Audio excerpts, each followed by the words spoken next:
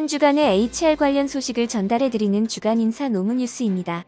뉴스의 자세한 소식은 영상 아래 HR 아카데미 홈페이지 링크에서 첨부 파일을 통해 확인하실 수 있습니다. 11월 셋째 주 주간 인사 노무 뉴스 첫 번째 소식입니다. 정부가 인력난이 심해지고 있는 반도체, 조선업 등 신산업 인력을 육성하겠다고 했지만 정작 기업들은 5년 후에도 인력 부족 현상이 이어진다고 예측한 것으로 나타났습니다. 지난 8일 한국경영자총협회가 공개한 미래 신주력산업 인력 수급 상황 체감조사 보고서에 따르면 조선 반도체, 미래차, 바이오 헬스 등의 순서로 현재 인력난에 시달리고 있다고 답했습니다. 4개 업종 모두 현재 부족한 인력을 생산 직무라고 답했으며 그 비중은 조선 96.6%, 미래차 95.4%, 반도체 65.4%, 바이오 헬스는 55.2%에 달했습니다. 문제는 5년 후에도 생산 직무 인력 부족 현상이 심화된다고 판단했다는 점입니다. 조선은 88.3% 기업이 생산직이 부족하다고 전망했고, 미래차 60.5%, 반도체 46.7%가 5년 후에도 생산직 인력난에 각각 시달릴 것이라고 봤습니다. 반도체의 경우 정부가 앞으로 10년 동안 15만 명을 육성하겠다고 했지만 상당수가 생산직이 아닌 핵심 인력 조성을 기획한 것이어서 기업들이 기대를 하지 않고 있습니다. 조선업 역시 정부의 주요 인력난 해소 방안이 땜질식 처방이어서 생산직 부족 현상이 극심해진다고 본 것입니다. 실제 연구개발 설계 디자인 직무의 5년 뒤 인력 수급 전망에 대해선 반도체 기업의 51.1%가 현 시점에 판단 불가라고 했고, 조선업은 49.1%가 적정 수준 충원 가능이라고 판단했습니다. 한국경영자총협회 고용정책팀장은 단기적으로 현장 맞춤형 직업훈련 강화와 고용규제 완화로 현장 인력 미스매치를 해소해야 하며 장기적으로 창의적 융합인재 양상으로 인력 자본을 축적하는 데 주력해야 한다고 강조했습니다. 두 번째 소식입니다. 재직자에게만 정기상여금을 지급한다는 일명 재직자 요건이 있는 정기상여금도 통상임금에 해당한다는 판단이 대법원에서 확정되었습니다. 금융감독원은 올 수월 1일마다 기본급 100%를 정기상여금으로 지급했는데 이 정기상여금에는 일할 지급 규정 없이 재직자 요건만 있었습니다. 2013년 대법원 전원합의체는 재직자 요건이 있는 정기상여금은 통상임금이 아니라고 판단했습니다. 다만 특정 시점에 퇴직하는 경우 일할 지급 규정이 있다면 고정성이 인정돼 임금으로 볼 수 있다고 보았습니다. 1심은 대법원 전원합의체 판결에 따라 재직 요건이 부과된 정기상여금은 근로를 제공할 당시에 정기상여금의 지급 여부가 확정되지 않아 소정근로 대가성과 고정성이 인정되지 않는다며 통상임금이 아니라고 판단했습니다. 그러나 2심은 정기상여금은 소정의 근로를 제공하기만 하면 그 지급이 확정된 것이라 볼 수 있고 정기 일률적으로 지급되는 고정적 임금인 통상임금에 해당된다며 재직자 요건을 근로를 제공했던 사람이라도 특정 지급 일자에 재직하지 않는 사람에게는 이미 제공한 근로에 상응하는 부분까지도 지급하지 않는다는 취지로 해석하는 한 무효라고 판단했습니다. 금융감독원은 대법원에 상고했지만 대법원은 2심을 그대로 확정했습니다.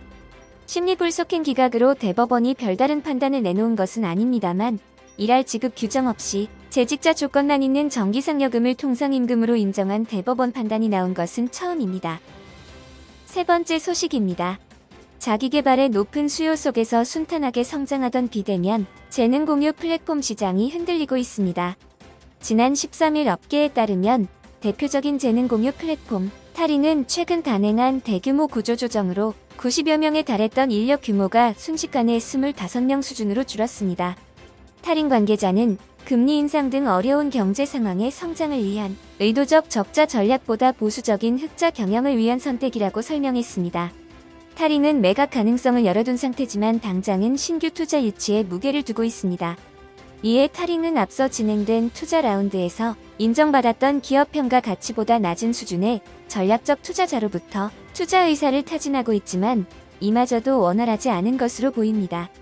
돈맥경화로 코너에 몰린 재능 공유 플랫폼은 타린이 처음은 아닙니다. 앞서 또 다른 재능 거래 플랫폼인 숨고 역시 지난해 말 재능 공유 강의 플랫폼 마이비스킷을 인수하며 사업 포트폴리오를 확장했지만 1년 만에 사업을 중단했습니다. 살아남은 업체들의 상황도 만만치 않습니다. 엔데믹 이후 비대면 서비스에 대한 수요가 전반적으로 줄면서 업계 전반이 침체를 겪고 있기 때문입니다.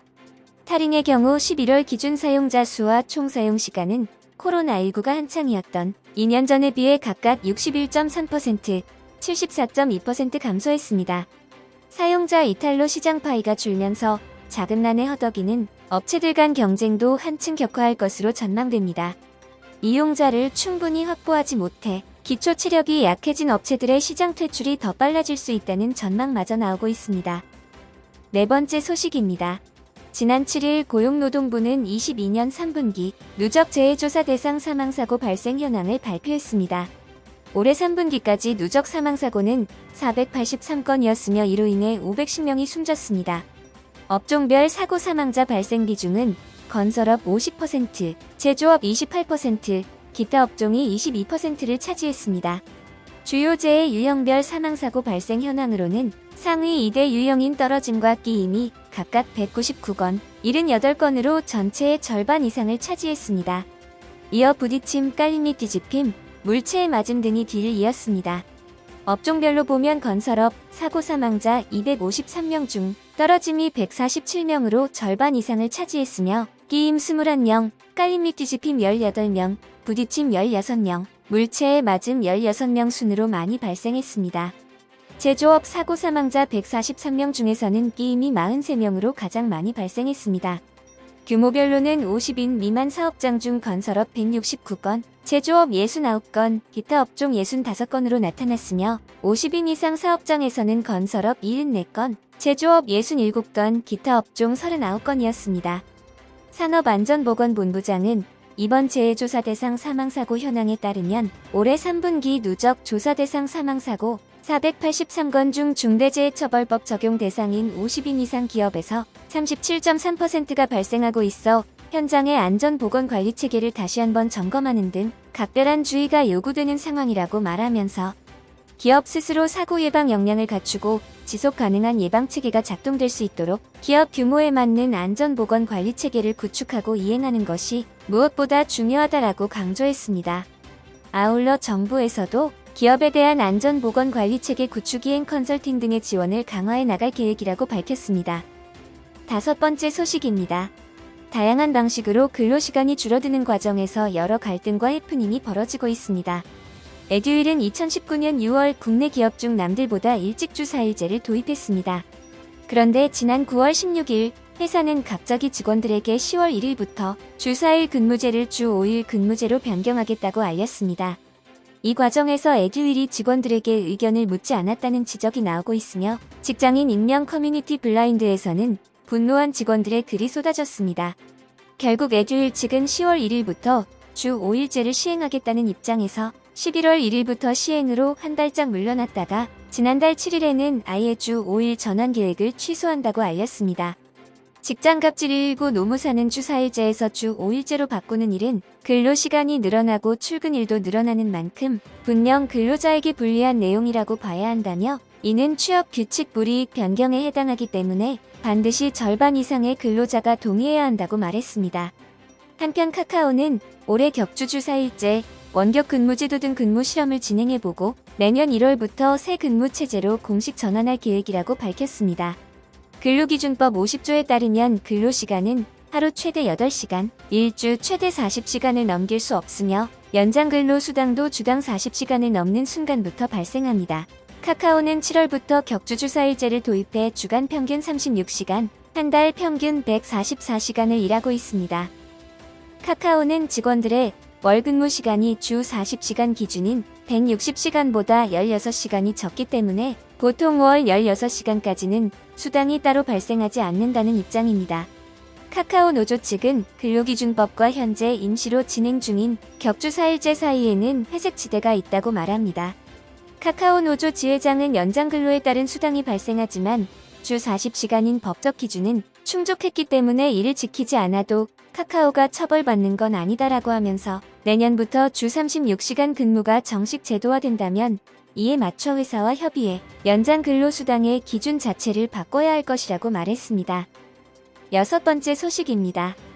한국 노동자의 근로시간이 지난 10년간 10% 넘게 줄어 감소폭이 OECD 회원국 평균의 3배를 웃도는 것으로 나타났습니다. 지난 14일 OECD에 따르면 지난해 한국의 근로시간은 연간 1915시간으로 OECD 38개 회원국 중 5위였습니다. 멕시코가 2128시간으로 1위였으며 독일은 1349시간으로 가장 적었습니다.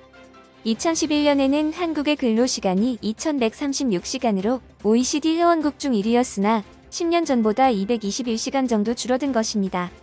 OECD 회원국의 평균 근로시간은 2011년에 1772시간에서 지난해 1716시간으로 3.2% 줄어든 것을 고려하면 한국의 근로시간 감소폭이 OECD의 3배가 넘었습니다. 이 때문에 한국과 OECD 평균과의 격차가 크게 줄었습니다. 한편 한국에서는 지난 2004년 주 5일제 근무제가 시행되기 시작했고 2018년 7월부터는 주 52시간 근무제가 시행됐습니다. 전 세계를 강타한 코로나 사태 당시에는 한국을 포함해 OECD 회원국의 근로시간이 대폭 줄기도 했습니다. 한국의 근로시간은 2019년 1967시간에서 코로나 사태가 터진 2020년에는 1908시간으로 3.0% 감소했습니다. 글로벌 금융위기 직후인 2009년보다 감소폭이 더 컸습니다.